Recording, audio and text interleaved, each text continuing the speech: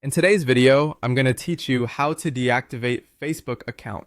Whether you're taking a short break or stepping back for a while, I'll guide you through the mobile app and the desktop version so you can do it confidently and quickly. Let's start in the Facebook mobile app. Open the app and tap the menu icon, the three horizontal lines. On iPhone, it's at the bottom right. On Android, it's usually at the top right. Scroll down and tap Settings and Privacy, then tap Settings. This takes you into Facebook's Account Center, where most profile controls now live. Scroll until you see the Access and Control area. In this section, go to Personal Details and then tap Account Ownership and Control. That's where Facebook keeps the tools to manage your account status. Choose deactivation or deletion. If you have multiple profiles or accounts connected, select your Facebook account. Be sure to choose deactivate account, not delete account, since deactivation is temporary.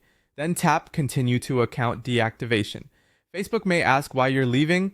Pick a reason if you want or skip it. Tap Continue, enter your password to confirm it's a security check, and then tap Deactivate. That's it. Your account is now temporarily deactivated. Your profile won't appear in searches, and most of your activity will be hidden until you come back.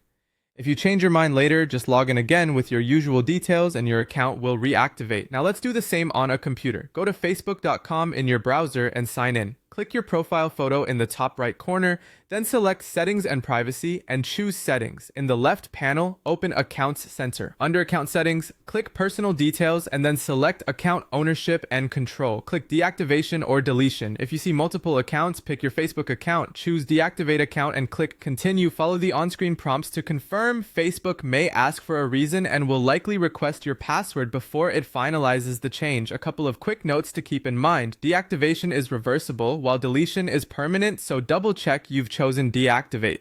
The exact wording or location of some options can shift slightly with updates, but the path through Account Center, Personal Details, and Account Ownership and Control is the key.